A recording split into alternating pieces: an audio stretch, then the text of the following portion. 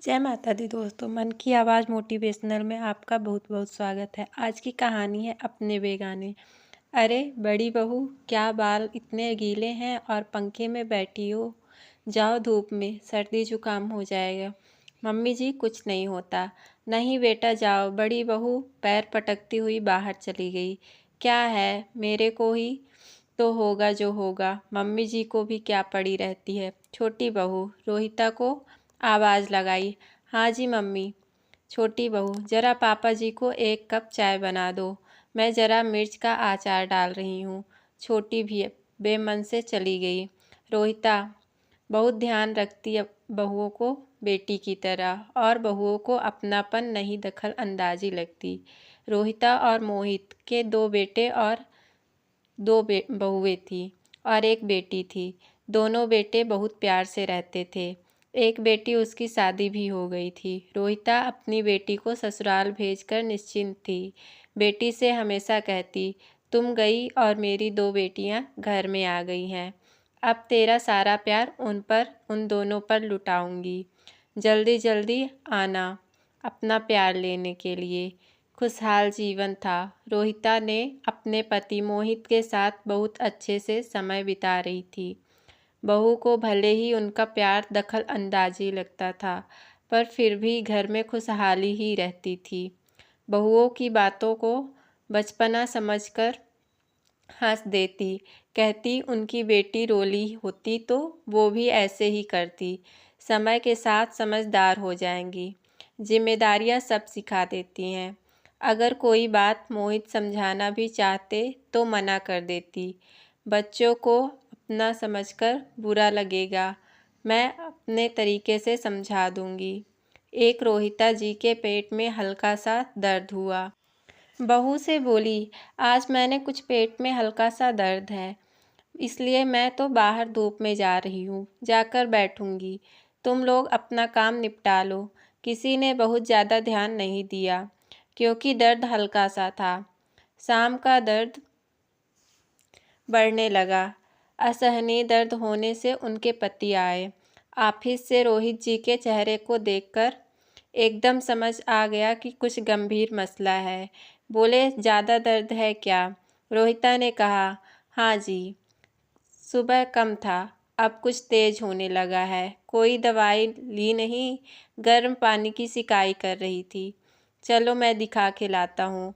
और जब दोनों बेटे भी आ गए थे, बड़े बेटे के साथ उनके पति रोहिता हॉस्पिटल ले गए, जहाँ उन्होंने कुछ टेस्ट लिख दिए। अगले दिन टेस्ट रिपोर्ट में उनकी दोनों किडनी फेल हो गई थी।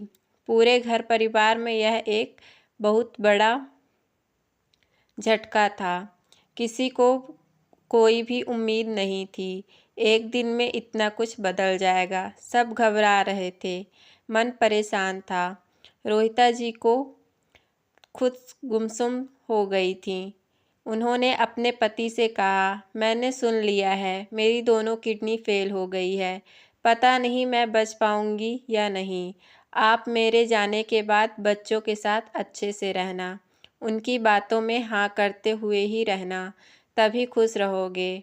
जब यहाँ से मन भर जाए तो कुछ उदासी छा जाए तो बेटी के पास कुछ दिन चले जाइएगा, बुला लीजिएगा। कैसी बातें करती हो रोहिता, अभी तुम बिल्कुल ठीक हो जाओगी। टेस्ट हो गए हैं सभी, कोई ना कोई किडनी दे देगा। और भी जगह पता किया है। मेरे दिल की प्रॉब्लम है, मेरे को डॉक्टर ने मना करा है। और बच्चे हैं, बच्चों की ज़रूरत मैच हो जाएगी। डॉक्टर को भी लग रहा था, पर दोनों बेटों की किडनी मैच नहीं हुई थी। कुछ न कुछ परेशानी थी, और दोनों बहुओं की हो गई थी। एक बात बहुत अच्छी हुई, बहुओं की मिल गई, मोहित ने खुशी से कहा। दोनों बहुओं के चेहरे उतर गए। जब से सुना, उन्होंने तुरंत ही अपनी किडनी देने को मना कर दिया था। कहने लगी, हमने सोचा किसी न किसी की मिल जाएगी, इसलिए टेस्ट कराने में क्या परेशानी है, पर हम नहीं देंगे।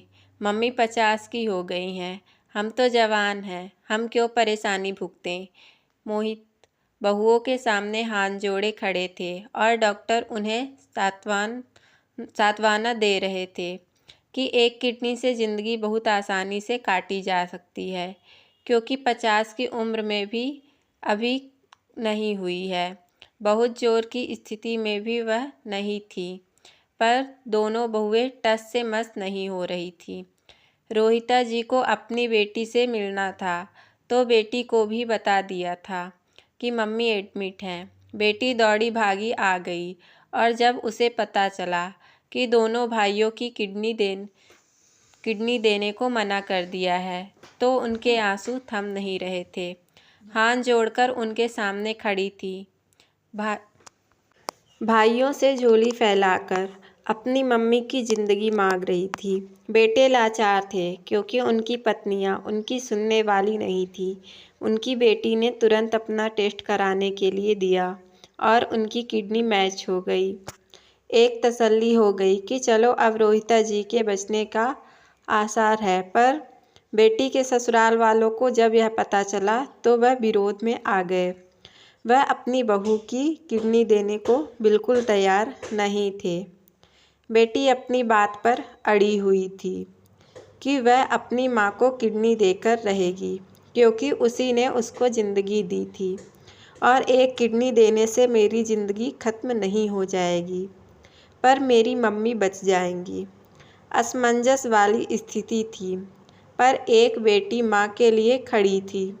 रो रो कर कितना कहा, भाभी बहुत सारे केस हैं जिसमें बहू ने सास को किडनी देकर मिसाल दी। आपने क्यों मना कर दिया? मेरे जैसा प्यार करती हैं आपको मम्मी। रहने दो, ये भाषणबाजी हमें नहीं करनी। कोई मिसाल कायम। दोनों भाभी ननद को सुना रही थी। मोहित कोने में खड़े सुबक रहे थे।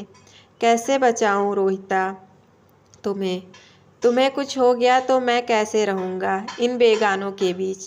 तुम्हें कुछ नहीं होगा, कुछ नहीं होने दूंगा, बस मेरी बच्ची बचा लेगी तुम्हें। आज रोहिता जी की ज़िंदगी और मौत के बीच जंग छिड़ी थी।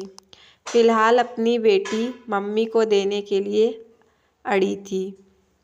पति को अपने मना लिया था उसने अपनी मम्मी के लिए, ससुराल वालों की नहीं सुनी। मुझे मेरी मम्मी को बचाना है। पापा का हाथ पकड़े रो रही थी। कुछ नहीं होगा मम्मी को। आखिर डॉक्टर ने तारीख दे दी थी किडनी की ऑपरेशन के लिए, और ऑपरेशन से 2 दिन पहले ही अचानक रोहिता जी को इन सब बातों का पता चल गया था।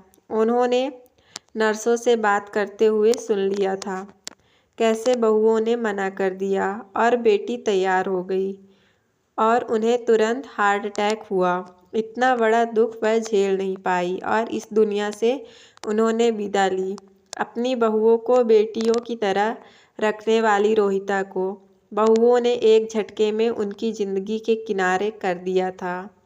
अगर बहुओं की मम्मी के साथ ऐसा हुआ होता तो शायद ये ही बहुएं सबसे पहले आगे आ जाती। यही ज़िंदगी है, अपने भी कभी कभी बेगाने हो जाते हैं। बस कहानी से हमें यह सीख मिलती है कि रिश्ते सिर्फ नाम के नहीं बल्कि कर्मों से भी साबित होते हैं। रोहिता जी ने अपनी बहुओं को बेटियों की तरह माना, लेकिन जब ज़रूरत पड़ी तो बहुओं ने उनका साथ नहीं दिया। इससे पता यह चलता है कि स्वार्थ रिश्तों को कमज़ोर कर देता है। बेटी और बहू में अंतर समाज ने बनाया है, लेकिन असली अपनापन मुश्किल समय में दिखता है।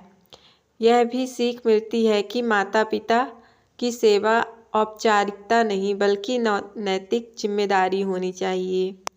कठिन समय में अपनों की पहचान होता है। बुजुर्गों का सम्मान और देखभाल संतान का कर्तव्य है। समय और परिस्थितियाँ समय बदल सकती हैं, लेकिन हमारे कर्तव्य हमेशा याद रखते हैं। इसलिए स्वार्थ के ऊपर उठकर प्यार, दया और कर्तव्य निभाना चाहिए, ताकि रिश्ते मजबूत बने रहें और पछतावा ना हो। आपको कहानी पसंद आई हो थोड़ी सी भी तो कहानी को वीडियो को लाइक शेयर और सब्सक्राइब ज़रूर से ज़रूर